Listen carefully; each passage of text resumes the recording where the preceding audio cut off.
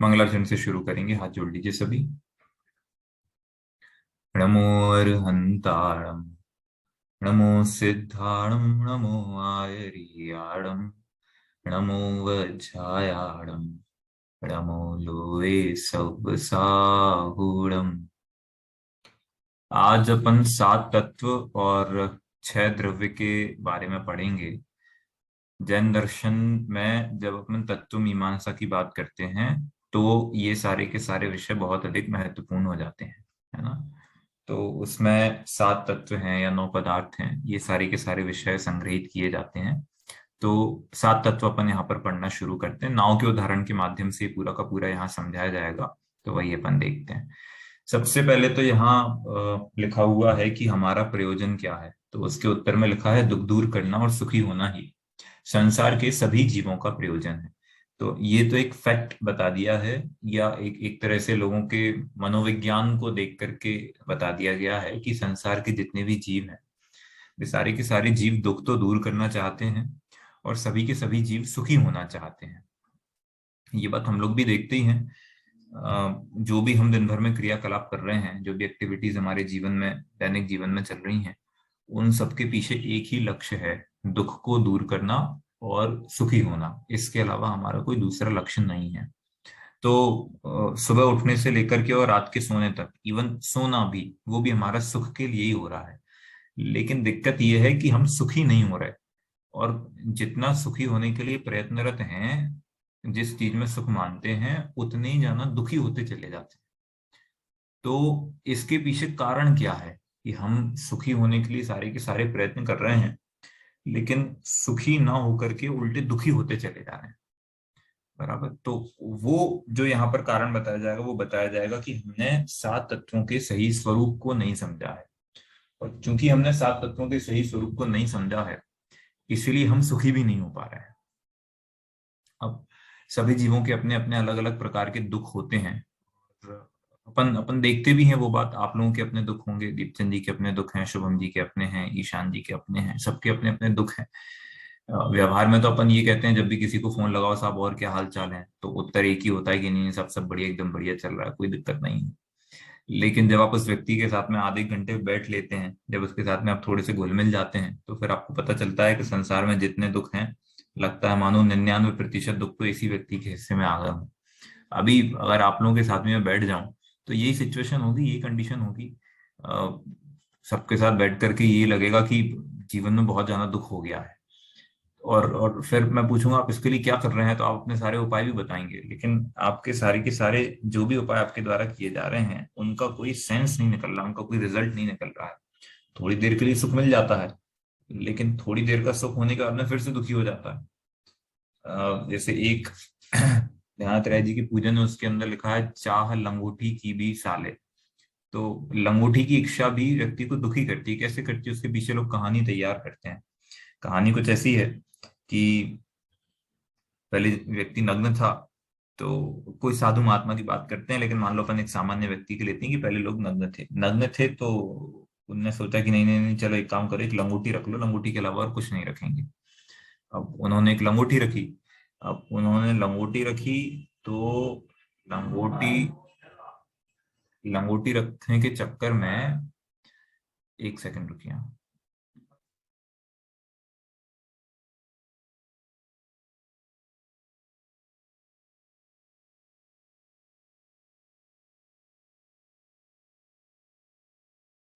हाँ। तो लंगोटी को रखने के चक्कर में, वो जो लंगोटी पहनने लगे, तो फिर लंगोटी सुखाने की दिक्कत होने लगी। भाई लंगोटी पहनेंगे तो लंगोटी सुखानी भी पड़ेगी। अब जब लंगोटी सुखाने की बात आई, तो लंगोटी सुखाने के लिए आपको रस्सी चाहिए। अब जब रस्सी चाहिए, तो रस्सी के लिए फिर आपको बांधने के लिए दो डंडे भी चाहिए, जहां पर आप रस्सी बांधेंगे तो फिर दो डंडे भी आवश्यकता पड़ेगी। अब लंगोटी पहनेंगे तो पानी चाहिए धोने के लिए। अब चूंकि धोने के लिए पानी चाहिए, तो किस चीज में धोए, तो उसके लिए एक बर्तन भी चाहिए। समझ में आया कि नहीं आया। अब बर्तन चाहिए, अब धुलेगी तो ऐसे ही नहीं, फिर साबुन चाहिए। अकेले साबुन से धुलेगी नहीं, ब्रश भी चाहिए। फिर कि भाई सूख जाएगी, तो सूखेगी तो फिर हवा चलेगी तो उड़ जाएगी, फिर उसके लिए क्लिप चाहिए। फिर क्या, अगर कोई लंगोटी लेकर के भग गया, तो तो फिर आपको जो है वो सुरक्षा करने के लिए कुत्ता चाहिए या कोई एक आदमी चाहिए जो आपके यहाँ आसपास सिक्योरिटी देते रहे। समझ में आया कि नहीं आया? अब कुत्ता आ गया तो फिर कुत्ते के खाने पीने की व्यवस्था भी देखनी है आपको, तो अपने खाने पीने के साथ में उसकी व्यवस्था भी करनी पड़ेगी। मतलब कुल मिलाकर के पूरा का पूरा मुद्दा इतना है कि उसने लंगोटी सुखी होने के लिए धारण की थी, लेकिन वो लंगोटी धारण करने के बाद में सुखी ना होकर के उल्टा उसके कारण से और अधिक दुखी होता चला गया। लंगोटी का मतलब अपने दैनिक के क्रियाकलाप है कि अपन जो भी काम करते हैं वो सुखी होने के लिए करते हैं, कि चलो भाई मकान बनवा लेते हैं सुखी हो जाएंगे, लेकिन मकान बनवाते हैं फिर भाई पेंट कराना पड़ेगा, पेंट एक साल में खराब हो जाएगा, फिर से पेंट कराना पड़ेगा, फिर फर्नीचर चाहिए, फिर पलंग चाहिए, फिर गद्दे चाहिए, तमाम चीजें चाहिए। तो हम जिस जिस चीज में सुख मानते हुए चलते हैं वे चीजें हमें धीरे धीरे करके दुख ही प्रदान करती हैं, ना कि हमें सुख प्रदान करती हैं। तो यदि जीव संसार में सुखी होना चाहता है तो उसका क्या उपाय है, उसकी चर्चा यहाँ पर 7 तत्वों के माध्यम से की जाएगी। दुख को दूर और सुखी कैसे हो सकते हैं, बराबर। अब देखिए यहाँ लिखा है, उत्तर लिखा है, आध्यात्मिक उत्तर है। ये कोई मटेरियलिस्टिक उत्तर नहीं है, भौतिकवादी उत्तर नहीं है। ये आध्यात्मिक उत्तर है। प्रयोजनभूत तत्वों के सच्चे ज्ञान व सच्चे श्रद्धांत से दुख को दूर कर सकते हैं और हम सुखी हो सकते हैं। मतलब यदि जीव 7 जो प्रयोजनभूत तत्व बताए गए हैं उनका सच्चा ज्ञान कर ले और उनका सच्चा श्रद्धान कर ले, तो वो दुख को दूर कर सकता है और वो जीव सुखी हो सकता है। और ये बात बिल्कुल फैक्ट है। क्यों? क्योंकि आज तक जितने भी जीव सिद्ध और अरिहंत बने हैं वे 7 तत्वों के सच्चे श्रद्धा और सच्चे ज्ञान के माध्यम से ही बने हैं, ना कि 6 खंड की संपदा इकट्ठी करने से। 3 जैसे तीर्थंकर हैं, शांतिनाथ, कुंतुनाथ और अरहनाथ। ये तीनों के तीन तीर्थंकर तीन तीन पदवी के धारक हैं, जिसमें चक्रवर्ती, कामदेव और तीर्थंकरपन 3 पदवियां कहते हैं। लेकिन उन्हें तीर्थंकर बनने के लिए चक्रवर्तित्व पद को छोड़ना पड़ा। इसका स्पष्ट अर्थ ये है कि 6 खंड के अंदर सुख नहीं है। सुख बुद्धि भली अपन उसके अंदर कितनी मान करके बैठे हैं, लेकिन अपने पास तो क्या होगा? मतलब अगर आप हिसाब लगाओ तो 6 मकान भी नहीं होंगे आपके नाम पर, और 6 मकान होंगे तो 16 नहीं होंगे, 60 नहीं होंगे। उनके नाम पर तो 6 के 6 खंड थे, मतलब पूरा का पूरा भरत क्षेत्र वो रूल किया करते थे। और उसके बाद भी जब उन्हें तीर्थंकर बनना पड़ा तो उन्हें ये सारी की सारी चीजें छोड़नी पड़ी। इसका मतलब क्या है? इसका सीधा सीधा अर्थ ये है कि हमने संसार की जिन वस्तुओं के अंदर सुख मान करके रखा है, वास्तव में उन वस्तुओं के अंदर सुख नहीं है। सुखी होने का एकमात्र उपाय यह है कि हम प्रयोजनभूत तत्वों के सच्चे ज्ञान और सच्चे श्रद्धा को करें। कैसे करें? अब वो यहाँ पर मुद्दा है। वो पहले तो भूल क्या होती है वो भी अपन को समझ में आएगा, तत्व किसे कहते हैं वो भी अपन एक एक करके समझते हैं। देखिए यहाँ लिखा है, तत्व किसे कहते हैं, प्रश्न पूछा जा रहा है, उत्तर दिया जा रहा है, जो वस्तु जैसी है उसका जो भाव है वही तत्व है। तत्व माने वस्तु का सच्चा स्वरूप। तत्व, तत्व और त्व, तत्व मतलब वह मतलब वस्तु, और त्व त्व मतलब भाव, उसका जो स्वभाव है। तो वह स्वभाव, किसका स्वभाव? के वस्तु का स्वभाव। तो तत्व का मतलब कोई अलग से डेफिनेशन नहीं है। तत्व का मतलब प्रत्येक वस्तु अपने आप में तत्व है। क्यों? क्योंकि वो अपने स्वभाव के ही अधीन है, वो विभाव के अधीन नहीं है। जैसे कि साहब, जल की शीतलता जल का स्वभाव है, अग्नि की उष्णता अग्नि का स्वभाव है। जल को गर्म करने के लिए तो बहुत सारे उपाय करने पड़ते हैं, लेकिन क्या उसको शीतल करने के लिए भी कुछ करना पड़ता है कि नहीं करना पड़ता? आप पानी को छोड़ दोगे तो अपने आप ठंडा हो जाएगा। ऐसे ही क्या अग्नि ठंडी होती है कि नहीं होती? अग्नि का स्वभाव है गर्म होना। तो अग्नि स्वभाव से उष्ण होती है। ये उस तत्व का त्व है, उस वस्तु का स्वभाव है। तत्व मतलब तत्व का त्व, वस्तु का जो स्वभाव है उसकी चर्चा यहाँ पर इस संदर्भ में की जा रही है। बराबर। देखो, प्रयोजनभूत तत्व किसे कहते हैं, प्रश्न पूछा गया। ऐसे तत्व जिनकी सम्यक श्रद्धा और ज्ञान बिना हमारा दुख दूर ना हो सके और हम सुखी ना हो सके, उन्हें प्रयोजनभूत तत्व कहते हैं। अब 2 तरह के तत्व हो गए, एक प्रयोजनभूत तत्व और एक अप्रयोजनभूत तत्व। अप्रयोजनभूत तत्व का मतलब और प्रयोजनभूत तत्व का मतलब क्या है? कि भाई प्रयोजन, प्रयोजन मतलब हमारे काम के जो है, मेरा प्रयोजन ये है, मतलब मेरे काम के तत्व ये हैं। और अप्रयोजन मतलब कि जिनके होने और नहीं होने से मोक्ष मार्ग में कोई बाधा उत्पन्न नहीं होती, जिनको समझने और नहीं समझने से मोक्ष मार्ग अवरुद्ध नहीं होता, उनका नाम अप्रयोजन भूत तत्व की श्रेणी में आता है। अब देखो, जैसे अपन जब भी मिथ्यात्व की चर्चा करते हैं तो उदाहरण देते हैं कि रस्सी को सांप मान लिया, सांप को रस्सी मान लिया, तो ये विपरीत मान्यता का नाम मिथ्यात्व हो गया। लेकिन वास्तव में देखा जाए तो मिथ्यात्व इसका नाम नहीं है। क्यों? क्योंकि रस्सी को सांप मानो या सांप को रस्सी मानो, इससे मोक्ष मार्ग अवरुद्ध नहीं होता। ये तो अकेले एक उदाहरण दिया गया कि जिस प्रकार से विपरीत मान्यता किसका नाम है, कि जैसे रस्सी को सांप मान लिया, ये विपरीत मान्यता है। ये जिस प्रकार था ना कि उस प्रकार था। उस प्रकार का मतलब ये था कि भाई शरीर को आत्मा और आत्मा को शरीर मान लेना। तो लोग उस प्रकार को तो भूल गए और जिस प्रकार, मतलब उदाहरण याद रह गया, लेकिन एक्चुअल यदि अपन देखें तो अप्रयोजन भूत है। आप चाहे रस्सी को रस्सी समझो, रस्सी को गधा समझ लो, रस्सी को गधा समझने से भी अपने मोक्ष मार्ग में कोई असर नहीं पड़ेगा। ये बात यहाँ पर स्पष्ट की जा रही है। क्यों? क्योंकि वे अप्रयोजन भूत हैं, वे हमारे काम के नहीं है।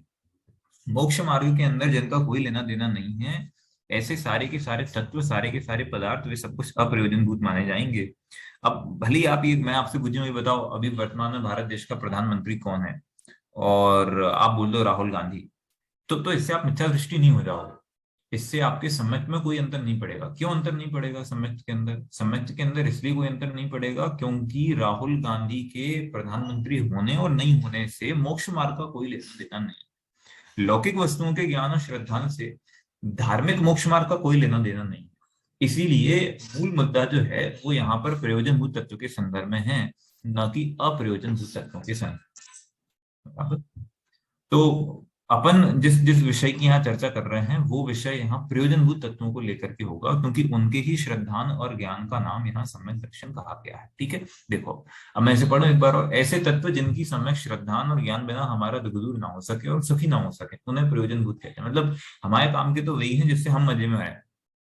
एकदम देसी भाषा में अगर आपको बताऊं तो जिससे मेरा आनंद जुड़ा हो, जिससे मेरी शांति जुड़ी हो, जिससे मेरे मजे जुड़े हो, बस उसका नाम प्रयोजनभूत है।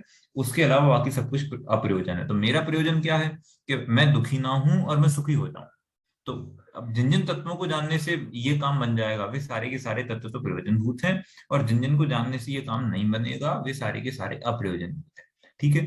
अब यहाँ पर दो तरह के तत्व और हो सकते हैं। देखो, एक टेम्परेरी प्रयोजनभूत और एक परमानेंट प्रयोजनभूत। यहाँ पर टेम्परेरी प्रयोजनभूत की बात नहीं चल रही है कि भूख लगी हो खाना खा लिया।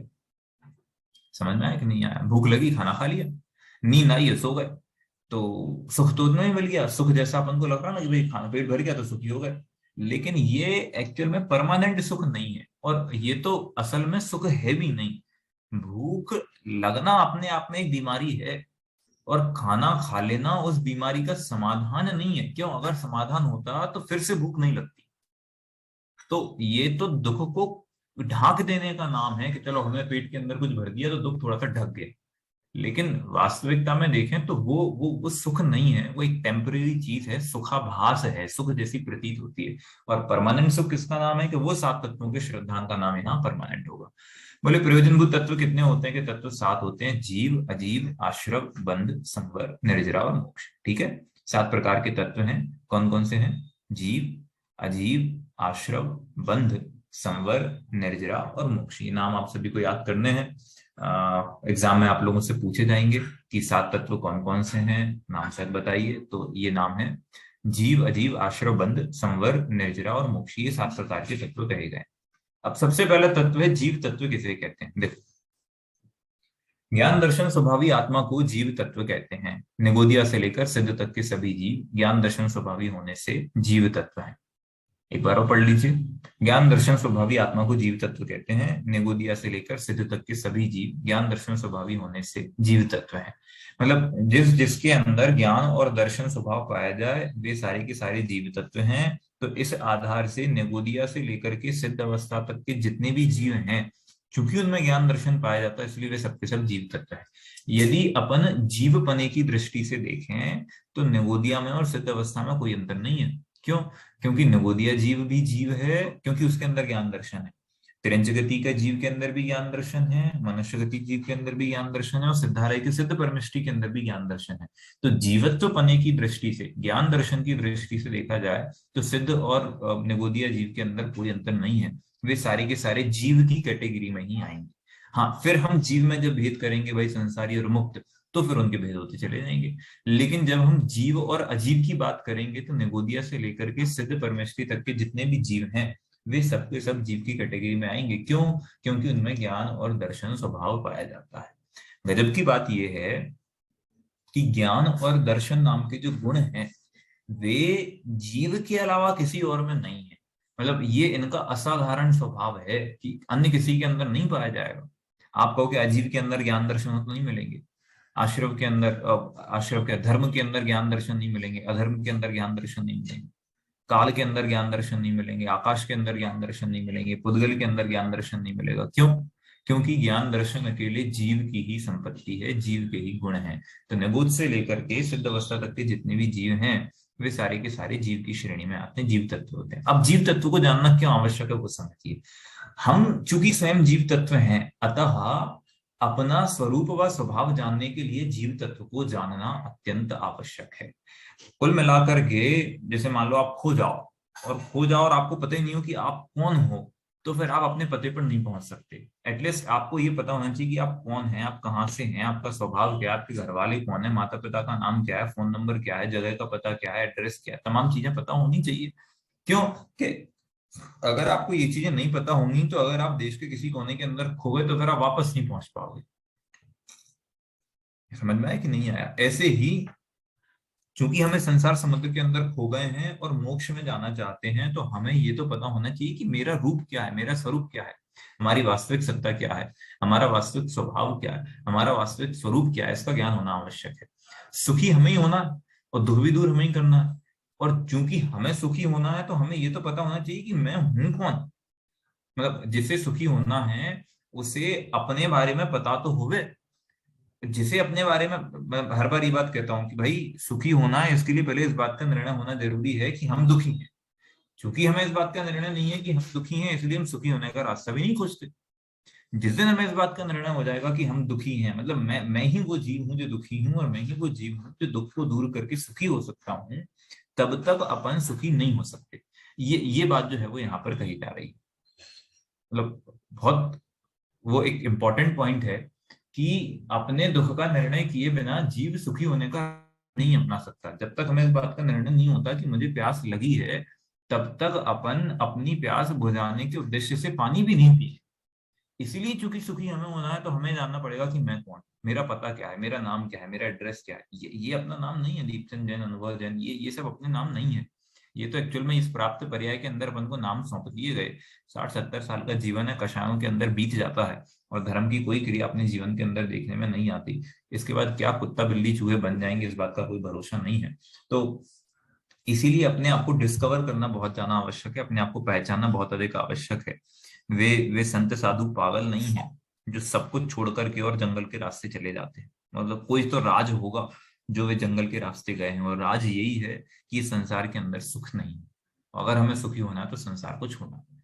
बराबर। देखो आगे बढ़ते हैं। अजीब तत्व किसे कहते हैं? दूसरे नंबर का तत्व है जो जानता नहीं, देखता नहीं, सुख दुख का अनुभव नहीं करता, उसे अजीब तत्व कहते हैं। तो डेफिनेशन वही होगी जिसके अंदर ज्ञान दर्शन ना पाया जाए, जो सुख दुख का वेदन ना कर सके, तो वे अजीब तत्व की श्रेणी के अंदर आ जाएंगे। वस्तुतः जीव और अजीव ही मुख्य तत्व हैं, अन्य तत्व इन्हीं के विशेष भेद कहे जाते हैं। तो बेसिकली अगर अपन डिवीजन करें तो दो ही मूल तत्व हैं, जीव और अजीव। तो अगर मैं आपसे कहूँ कि भाई दुनिया का दो भागों के अंदर विभाजन कर दीजिए, कैटेगराइजेशन कर दीजिए, तो दो भाग कौन कौन से होंगे? एक भाग तो हो जाएगा जीव का और एक भाग हो जाएगा अजीब का। क्यों? क्योंकि इसके अलावा पूरे के पूरे विश्व में और कोई दूसरी चीज है ही नहीं। या तो इस संसार के अंदर जीव हैं या फिर इस संसार के अंदर अजीव हैं। जीव और अजीव के अलावा इस पूरे के पूरे संसार में और कोई दूसरी चीज नहीं है। समझ में आया कि नहीं आया? तो ये बात यहाँ पर स्पष्ट रूप से कह दी गई है कि मूल रूप से तत्व दो ही हैं, और फिर उसके अलावा हाँ अपन जितने जहां उसके फिर उसके भेद प्रभेद खड़े होते चले जाते हैं। तो कई बार 7 तत्व होते हैं और कई बार 9 तत्व होते हैं। बराबर। चलिए देखते हैं इसके आगे का विषय देखते हैं हम। और अगर आपको इसका अजीब अजीब का डिस्क्रिप्शन भेद समझना हो तो आपके सामने जो मोबाइल फोन है वो अजीब है, आपने जो कपड़े पहन रखे हैं वो अजीब है, आपका जो शरीर है वो अजीब है। क्यों? क्योंकि इनके अंदर जानने देखने की सामर्थ्य नहीं है। और आप जो हैं, आप मतलब आप आत्म स्वरूप, उसका नाम जीव तत्व है, क्योंकि जानने देखने और सुख दुख के वेदन करने की सामर्थ्य केवल उन्हीं के अंदर है, बाकी सब इसके विशेष है। अब अजीब तत्व को जानने की क्या आवश्यकता है? तो अजीब तत्व को जानने की आवश्यकता क्या? चलो मैं ये पढ़ देता हूँ फिर आपको समझाऊंगा। अजीब पदार्थ जीव से भिन्न होने पर भी मिथ्यात्व के कारण जीव जैसे लगते हैं, अतः जीव से भिन्नता का ज्ञान करने के लिए अजीब तत्वों को जानना जरूरी है। दूसरी बात, जीव अजीव के यथार्थ ज्ञान के बिना सम्यक प्रकार से सुखी होने व दुख दूर करने का उपाय नहीं कर पाएंगे। उनके ज्ञान के बिना अपने पराय का भेद विज्ञान नहीं होगा। अब मैं इसे देसी भाषा में समझाता हूँ। अपनी देसी भाषा में ये समझिए कि ये बात जितनी जानना जरूरी है कि मैं कौन हूं, उतनी ही ये बात भी जानना जरूरी है कि मैं कौन नहीं हूं। फिर से बोलता हूँ, जितनी जरूरी ये बात जानना है कि मैं कौन हूं, उतनी ही जरूरी ये बात भी जानना है कि मैं कौन नहीं हूं। मैं पूछूं आपको कहाँ जाना है, तो आपको कहाँ जाना है, जितना जरूरी इस बात को जानना है, उतना ही जरूरी इस बात को जानना भी है कि आपको कहाँ कहाँ नहीं जाना है। ऐसे ही जीव अजीव तत्व के संदर्भ में कि भाई मैं क्या क्या नहीं हूं उसका ज्ञान भी तो मुझे होना चाहिए। मैं क्या हूं उसके साथ साथ मैं क्या क्या नहीं हूं इस बात का ज्ञान होना भी मुझे बहुत अधिक आवश्यक है। तो अजीव का ज्ञान इसलिए आवश्यक है क्योंकि अजीव को जाने बिना मैं असल में कौन हूं उसका ज्ञान नहीं होगा। मैं को जाने बिना अजीव का नहीं होगा, अजीव को जाने बिना मैं का नहीं होगा, ये एक दूसरे के पूरक हैं। तो वही वही बात याद रखना कि अजीब तत्व को जानना इसलिए जरूरी है कि जितना जरूरी इस बात को जानना है कि मैं कौन हूं, उतना ही जरूरी इस बात को जानना है कि मैं कौन कौन नहीं हूं। जैसे मैं इस बात को हमेशा ऐसे कहता हूँ लौकिक क्षेत्र में कि जितना जरूरी इस बात को जानना है कि मुझे क्या करना है, उतना ही जरूरी इस बात को जानना भी है कि मुझे क्या क्या अपने जीवन में नहीं करना। क्यों नहीं करना है से मेरे मेरे मेरे क्रियाकलापों का एक क्षेत्र व्यवस्थित हो जाता है, मेरा सदाचार व्यवस्थित हो जाता है, मेरी मेरी जो एनर्जी है वो व्यवस्थित हो जाती है, मैं यदवा तदवा कहीं भी काम नहीं करता। आपको क्या करना है ये बात तो आपको पता होनी चाहिए, लेकिन इसके साथ साथ आपको अपने जीवन में क्या क्या नहीं करना है ये बात भी आपको पता होनी चाहिए। उसी प्रकार से जीव और अजीव में मैं कौन हूं ये बात जितनी जरूरी जानना है, उसी के साथ में इस बात को बहुत जरूरी जानना है कि मैं क्या क्या चीज नहीं हूं। बराबर, ये जीव अजीव की बात है। अब देखिए अपन और आगे चर्चा करते हैं, आश्रव तत्व किसे कहते हैं और आश्रव तत्व को जानने की क्या आवश्यकता है। बराबर, देखो आगे पीछे स्लाइड हो गई है, मैं पढ़ता हूँ, एक सेकंड बस से रुकिए।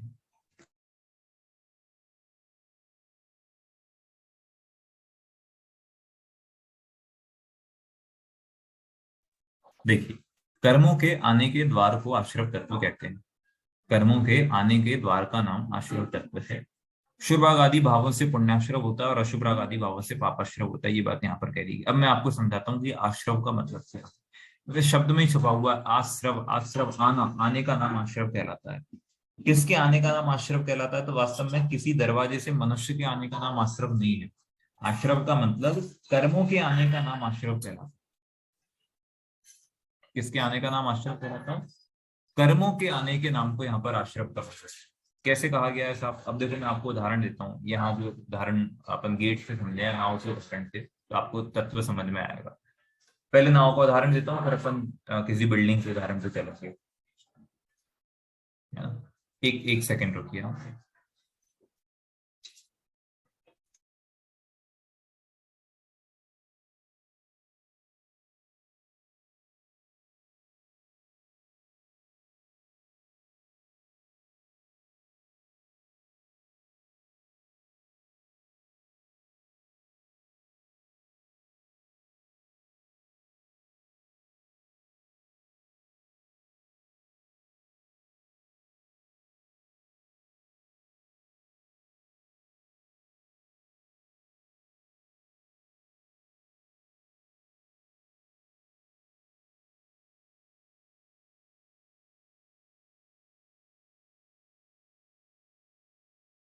हाँ, तो मैं ये कह रहा था कि मैं आपको एक उदाहरण देता हूँ, सबसे पहले नाव का उदाहरण देता हूँ, फिर अपन उसके बाद में दूसरा उदाहरण देखेंगे। नाव का उदाहरण ऐसा और बहुत प्रसिद्ध उदाहरण है कि एक व्यक्ति है जो किसी नदी को पार करना चाह रहा है या समुद्र को पार करना चाह रहा है। तो वो व्यक्ति जो है वो नाव के अंदर बैठा। अब अपन को दो तत्व समझ में आ गए, इतने में जीव और अजीव नाम का तत्व समझ में आ जाना चाहिए। एक व्यक्ति जो है, यदि वो नाव के अंदर बैठा तो दो तत्व हो गए। जो व्यक्ति है वो जीव हो गया और जो नाव है वो अपने आप में अजीब हो गई। ठीक है। अब अचानक से क्या हुआ, चलते हुए रास्ते में एकदम से उस नाव के अंदर एक छेद हो गया। नाव के अंदर छेद हुआ तो क्या हुआ कि उसके अंदर से पानी आने लगा।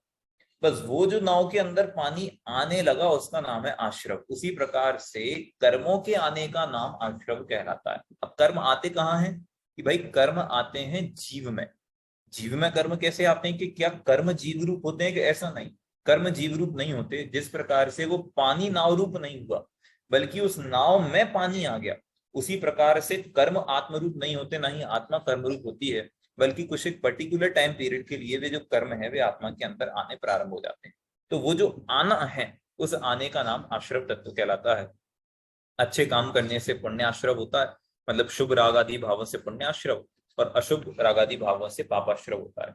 तो कुल मिलाकर के अच्छे काम करने से अच्छे पुण्य का आश्रव होगा, और बुरे काम करने से पाप का आश्रव होता है। ये बात यहाँ पर कही जा रही है। बराबर। देखो आगे देखते हैं इसी के अंदर क्या है।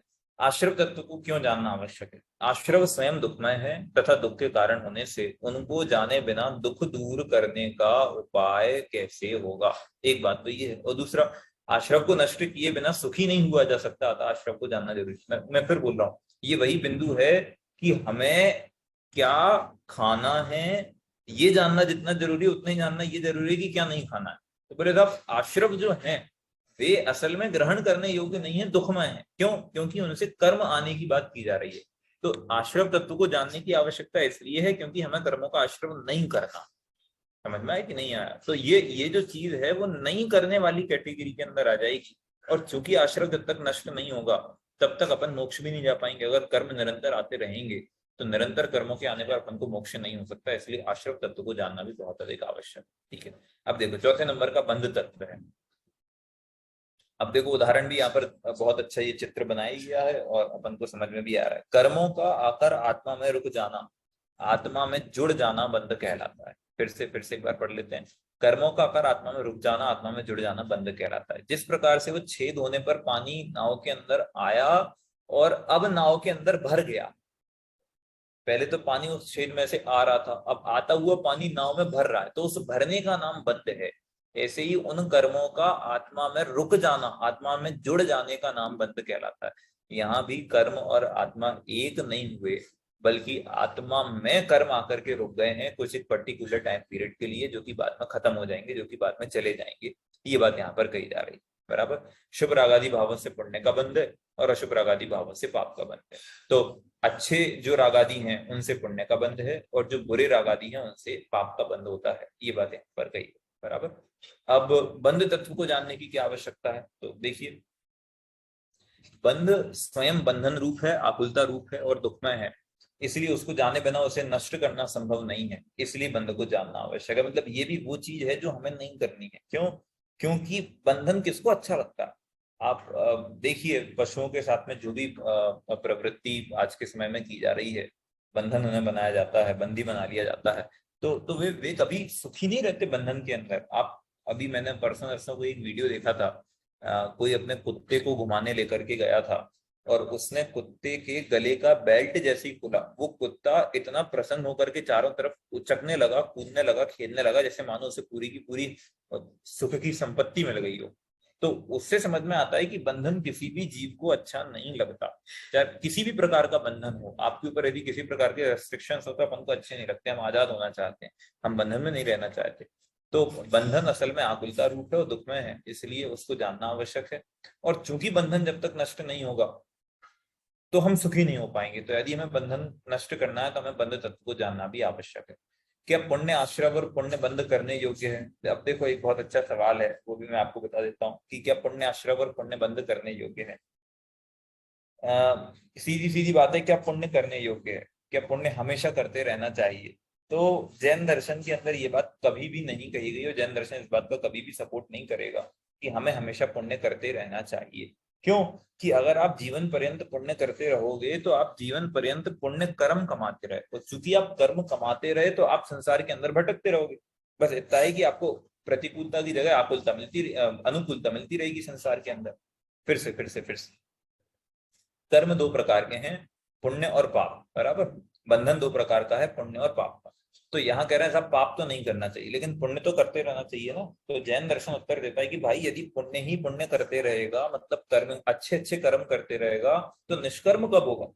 सिद्ध अवस्था तो अच्छे कर्मों के फल का उदय नहीं है, बल्कि निष्कर्म अवस्था के उदय का फल है। वहां पर कर्म नहीं किए तो सिद्ध बने, अगर अच्छे कर्म किए तब तो आप मान लो चक्रवर्ती बन गया, इंद्र बन गया, बड़े बड़े पद मिल जाएंगे। वो वाली बात यहाँ पर कही गई। बराबर। तो पुण्य बंध और पुण्याश्रम भी जब तक हमें शुद्धोपयोग नहीं हो जाता तब तक तो करने योग्य है, लेकिन शुद्धोपयोग के सामने ये भी हमें छोड़ने योग्य है। अब देखिए संवर तत्व किसे कहते हैं? संवर तत्व की परिभाषा क्या है? कर्मों के आगमन का रुकना ही संवर कहलाता है। क्या कह दिया? कर्मों के आगमन का रुकना ही संवर कहलाता है। अब वो जो नाव के अंदर छेद हो गया था, हमने क्या किया कि उसके ऊपर कुछ लगा दिया, और लगा दिया तो पानी का आना बंद हो गया। बस वो आश्रव के नहीं होने का नाम ही संवर है। आश्रव मतलब कर्मों का आना, और संवर मतलब अब कर्मों का नहीं आने का नाम संवर कहलाता है। वो जो गेट था वो बंद हो गया। ठीक है। अब बोले संवर तत्व को जानना क्यों आवश्यक है? क्योंकि एक देश सुखरूप है। ठीक है, मतलब ये वो चीज है जो ग्रहण करनी है, ये वो चीज है जो करनी है। और चूंकि हमें यदि संवर का यथार्थ ज्ञान नहीं होगा तो हम सुखी भी नहीं हो पाएंगे, इसलिए संवर को जानना आवश्यक है। अब देखिए, निर्जरा तत्व किसे कहते हैं? जीव से बंधे हुए कर्मों का एक देश क्षय हो जाने का नाम निर्जरा कहलाता है। तो अब अपनी नाव के अंदर जो पानी आ गया था, यदि हम उस पानी को खाली नहीं करेंगे तो नाव डूब जाएगी। हमने छेद तो बंद कर दिया, लेकिन अभी पानी खाली नहीं है। तो अब धीरे धीरे करके हमने जो पानी खाली करने का प्रोसेस चालू किया है, उस पानी खाली करने की प्रोसेस का नाम कहलाता है निर्जरा। पॉइंट पकड़ना है कि नहीं आया? सबसे पहले छेद हुआ तो कर्म का आश्रव हुआ, मतलब पानी का आश्रव, तो मतलब कर्म का आश्रव हो गया। फिर अब वो पानी भरने लगा तो बंद हो गया। अब हमने उस छेद को बंद कर दिया तो संवर हो गया। अब उस पानी को धीरे धीरे निकालना चालू कर दिया तो उस निकालने का नाम यहाँ पर निर्जरा कहलाता है। ठीक है। अब देखो, मोक्ष तत्व किसे कहा जाता है? मोक्ष तत्व मतलब संपूर्ण कर्मों का आत्मा से छूट जाना। अब उस नाव में से हमने पूरा का पूरा पानी निकाल दिया तो उसका नाम मोक्ष तत्व कहलाता है। मतलब हमारी नाव जो है वो बिना पानी की हो गई, तो इसका मतलब कि हमारा आत्मा बिना कर्मों का हो गया, पूरी तरह से निष्कर्म हो गया। उसका नाम मोक्ष कहलाता है। मोक्ष को क्यों जानना आवश्यक है? क्योंकि मोक्ष ही वो अवस्था है जो मुझे प्राप्त करनी है। मोक्ष ही वो अवस्था है जो परिपूर्ण है। मोक्ष ही वो अवस्था है जहाँ पर बिल्कुल भी बंधन नहीं है। और यदि हमें मोक्ष का सच्चा ज्ञान नहीं होगा, मतलब अगर हमें पता ही नहीं होगा कि हमें कहाँ जाना है, तो हम वहां पहुंचेंगे भी कैसे? इसलिए मोक्ष को जानना बहुत अधिक आवश्यक है। अब देखो, इनमें से हे गे उपाधि और परम उपाधि तत्व कैसे डिवीजन करेंगे। गे का मतलब होता है जानना, तो जानने की दृष्टि से सातों के सातों तत्व जानने योग्य है। हे का मतलब होता है छोड़ना, तो छोड़ने की दृष्टि से आश्रव और बंध चूंकि दुख रूप है इसलिए छोड़ने योग्य है। उपादेय का मतलब होता है कि जो हम ग्रहण करेंगे उस रास्ते में एक देश ग्रहण करेंगे, तो एक देश ग्रहण करने में कौन कौन से आएंगे कि भाई संवर और निर्जरा, ये ग्रहण करने की श्रेणी में आएंगे। और परम उपादेय किसका नाम है कि भाई परम उपादेय में देखा जाए तो अपना भगवान आत्मा ही अपने लिए परम उपादेय है। संवर निर्जरा और मोक्ष वो उपादेय हो गए जानने ग्रहण करने की दृष्टि से। और परम उपादेय कि भाई ये जो उपादेय पना है, जो मोक्ष है, जो संवर निर्जरा है, वो एकमात्र जीव को ही सर्वथा ग्रहण कर लेने से, मतलब मैं का मैं हो जाना, स्वयं का स्वयं हो जाना, उसका नाम वास्तव में परम उपादेय वहां पर कहलाएगा। तो पूरी तरह ग्रहण करने योग्य जीव तत्व है, जानने योग्य सातों तत्व हैं, छोड़ने योग्य बंधन और आश्रव तत्व हैं, और उपादेय में संवर निर्जरा और मोक्ष तत्व हैं। ये बात अपनी यहाँ पर इतनी इस प्रकरण में की गई। तो ये तो हो गया अपना तत्वों का प्रकरण, बराबर। अब देखिए, एक और प्रकरण मैं आपको बताता हूँ। 6 प्रकार के द्रव्य होते हैं। मैं डॉक्यूमेंट तो शेयर नहीं कर रहा हूँ, ऐसे ही आपको समझा देता हूँ। 6 प्रकार के द्रव्य होते हैं। अपन अभी 7 तत्व देखे। कौन कौन से द्रव्य हैं? जीव, उद्गल, धर्म, अधर्म, आकाश और काल। ठीक है, 6 प्रकार के द्रव्य हैं। कौन कौन से हैं? जीव, उद्गल, धर्म, अधर्म, आकाश और काल। मैं चैट बॉक्स में लिख देता हूँ। जीव, उद्गल, धर्म, अधर्म, आकाश और काल। ठीक है, धर्म गलत लिखा गया, हाँ। जीव, पुद्गल, धर्म, अधर्म, आकाश, काल, ये 6 प्रकार के द्रव्य होते हैं, बराबर। अब द्रव्य किसे कहते हैं? द्रव्य की परिभाषा क्या है? तो जो गुण हैं, गुणों के समूह का नाम जो है वो द्रव्य कहलाता है। ठीक है, गुणों के समूह को अपन द्रव्य कहते हैं। गुणों के समूह का मतलब क्या है कि भाई संतरा किसका नाम है कि जिसके अंदर छिलका हो, जिसके अंदर रस हो, जिसके अंदर कली हो, जिसके अंदर एक एक उस सिट्रस का टेस्ट हो, उसका नाम अपन संतरा कहते हैं। इतने सारे गुण के होने का नाम वो संतरा है। ऐसे द्रव्य किसे कहते हैं कि जिसमें अनंत प्रकार के गुण पाए जाए, उसका नाम द्रव्य कहलाता है। तो ये जीव, बुद्गल, धर्म, अधर्म, आकाश, काल, सभी में अनंत गुण पाए जाते हैं, इसलिए सारे के सारे द्रव्य की श्रेणी में आते हैं। अब जीव किसे कहते हैं? तो जीव की अपन ने परिभाषा देख ली कि भाई जिसके अंदर ज्ञान दर्शन पाया जाएगा वो जीव कहलाएगा। ठीक है, मतलब ज्ञान दर्शन से युक्त जो है वो जीव कहलाएगा, जिसमें जानने देखने की शक्ति होगी वो जीव कहलाएगा। पुद्गल किसे कहते हैं? तो पुद्गल का मतलब जिसमें स्पर्श, रस, गंध और वर्ण, ये 4 गुण पाए जाएं उसे अपन पुद्गल कहते हैं। स्पर्श, रस, गंध, वर्ण मतलब जिसको हम छू सकें, जिसको हम टेस्ट कर सकें, जिसके अंदर कोई सुगंध हो, जिसका कोई कलर हो, उसका नाम पुद्गल कहलाएगा। ठीक है। पुद्गल में और अजीब में अंतर है। पुद्गल और अजीब के अंदर क्या अंतर है? पुद्गल और अजीब का अंतर ये है कि पुद्गल का मतलब तो केवल जो स्पर्श रस गंध वर्ण से युक्त वो है, और अजीब का मतलब जिसमें ज्ञान दर्शन ना पाया जाए। तो आने वाले आगे के जो 4 द्रव्य हैं, धर्म, अधर्म, आकाश, काल, ये अजीब तो हैं लेकिन पुद्गल नहीं। धर्म, अधर्म, आकाश, काल अजीब है। क्यों? क्योंकि इनमें ज्ञान दर्शन नहीं है। लेकिन ये पुद्गल नहीं है। क्यों? क्योंकि इनमें स्पर्श रस गंध वर्ण भी नहीं पाया जाता। बराबर। अब 2 द्रव्य हो गए, जीव और पुद्गल। अब उसके बाद में आता है अपना धर्म द्रव्य। धर्म द्रव्य मतलब क्या होता है? जो हमें गति में हेतु बनता हो। गति में हेतु बनने का मतलब क्या है? कि जो चलने में सहायक हो। बराबर। तो मेरे और पुद्गल के, आपके मतलब अपने जीव के और पुद्गल के चलने में जो सहायक होता है उसका नाम धर्म द्रव्य है। अपन जो मूवमेंट करते हैं, एक जगह से दूसरे जगह चले जाते हैं, एक वस्तु उठा करके दूसरे स्थान पर रख देते हैं, तो ये गति कैसे होती है? ये गति होती है धर्म द्रव्य की सहायता से। तो अब बेसिक सी बात है कि अधर्म द्रव्य किसका नाम होगा? कि जो हमें रुकने में सहायक हो। बराबर। जो स्थिर होने में सहायक हो, उसका नाम अधर्म द्रव्य कहलाता है।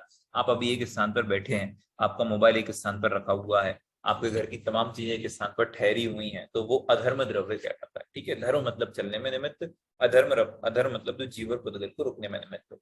अब उसके बाद में होता है अपना आकाश द्रव्य। आकाश का मतलब होता है जो सारे के सारे द्रव्यों को अवगाहन देता हो।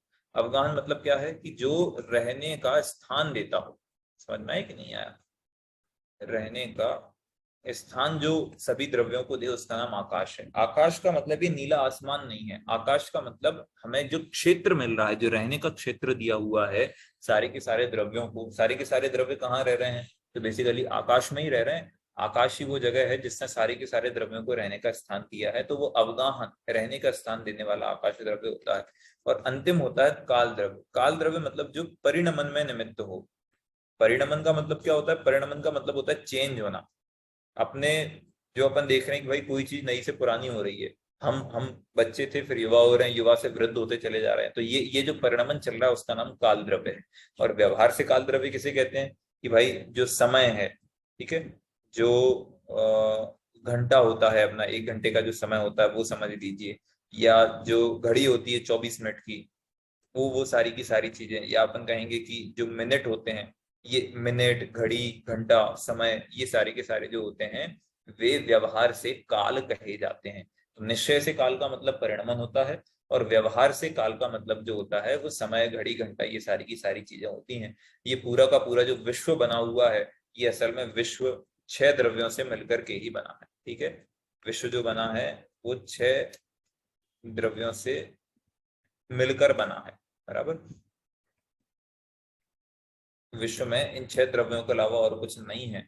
अनंत जीव हैं, अनंत अनंत पुद्गल हैं, धर्म, अधर्म, आकाश, काल, ये सारे के सारे एक हैं। ये सारी की सारी चर्चा अपनी इस प्रकरण के अंतर्गत हुई है। मैंने चैट बॉक्स में ये सारी की सारी चीजें लिख करके डाल दी हैं, तो वहां से भी आप लोग उसे देख सकते हैं। तो अपना द्रव्य और तत्व के संदर्भ में चर्चा आज हो गई है। बाकी अपन अपना जो सेशन है वो नेक्स्ट सैटरडे शुरू करेंगे, तो उसमें इसके आगे के विषय की चर्चा अपन लोग करेंगे। बराबर। अब यदि आप में से किसी को कोई शंका है तो आप लोग पूछ सकते हैं। पूछो है। दीपचंद जी जय जय।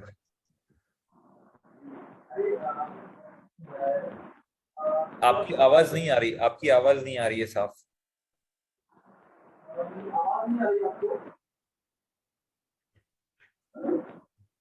हेलो।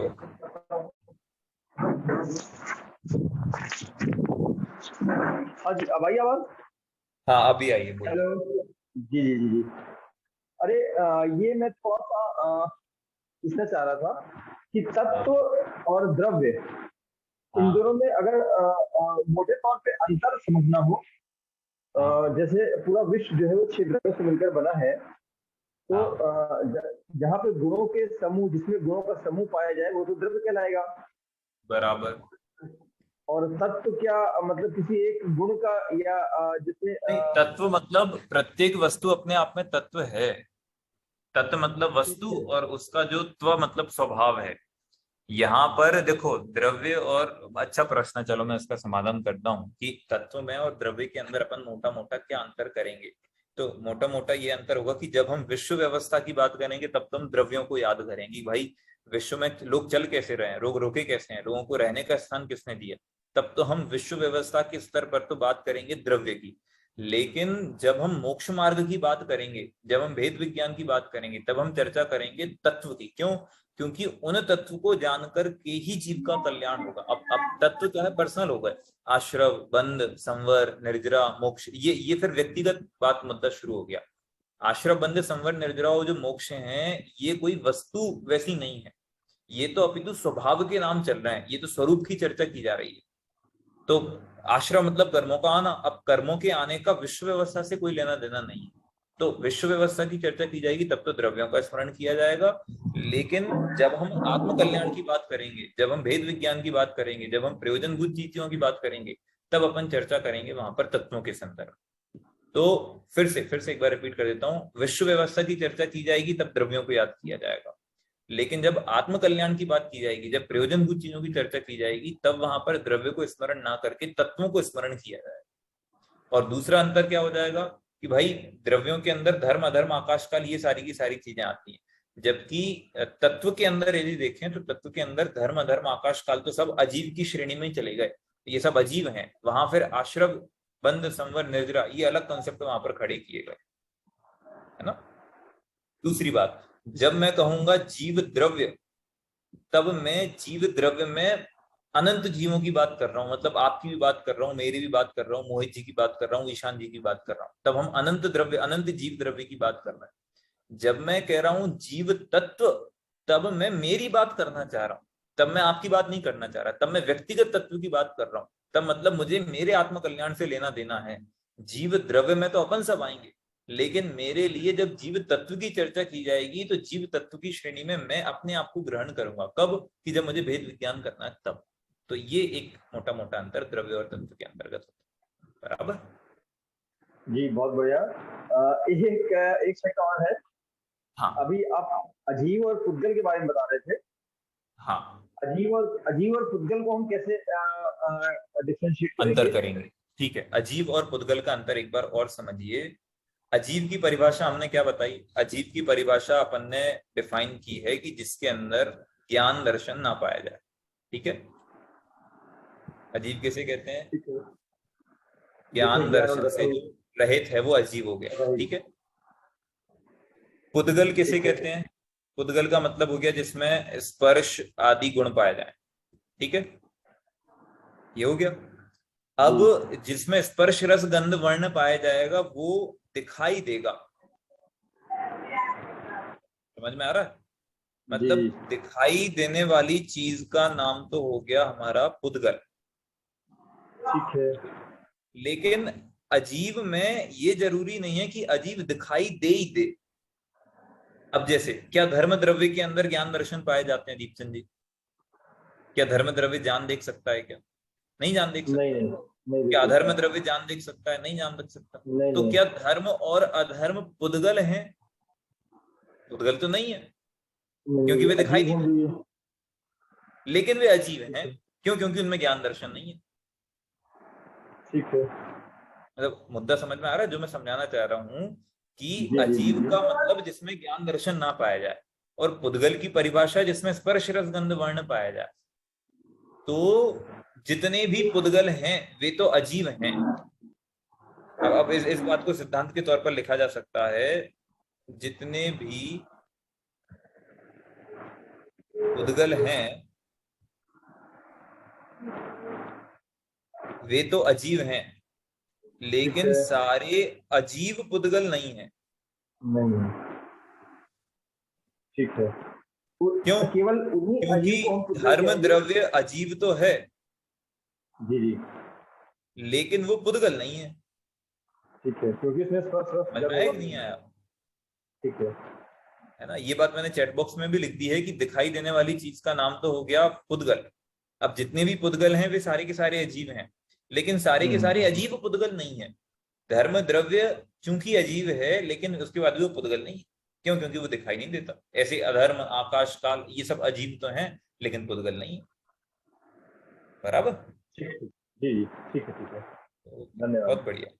हाँ, दीपचंद जी कक्षा पूरी अच्छी तरह से अटेंड करते हैं। अब आप तो बहुत इतना बढ़िया। अच्छे से समझाते हैं, और एक बहुत अच्छा विषय था आज का, तत्व और द्रव्य। हाँ, तत्व और द्रव्य का विषय काफी अच्छा है। बराबर। चलो, और कोई प्रश्न किसी को? नहीं? ठीक है, तो अपन नेक्स्ट सैटरडे और नेक्स्ट संडे वापस से मिलते हैं और फिर वहीं पर अपनी चर्चा को आगे बढ़ाएंगे। अभी की कक्षा को अपन यहीं पर विराम देते हैं ना। चलिए।